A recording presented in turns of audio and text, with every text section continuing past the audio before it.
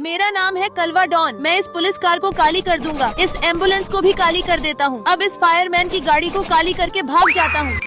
अरे हमारी गाड़ी का रंग उस कलवे ने काला करके चला गया। हम उसे छोड़ेंगे नहीं। उससे पहले हमारी गाड़ी का रंग सही कर देते हैं। मैं पुलिस गाड़ी को सफेद रंग से रंग देता हूँ। मैं एम्बुलेंस को लाल रंग से रंग देता हूँ। मैं इस फायर गाड़ी को ब्लू रंग से रंग देता हूँ। अरे हमने तो गलत रंग दिया। अब हमें जादुई पेंसिल को बुलाना पड़ेगा। लेकिन उससे पहले तुम लोग बताओ, तुम्हें पैसे चाहिए या अपनी मम्मी का प्यार? जो लोग मम्मी से प्यार करते हो वो वीडियो को लाइक करके चैनल को सब्सक्राइब करें और कमेंट में लव यू मम्मी लिखे। अरे वो हमारी गाड़ी को तो जादुई पेंसिल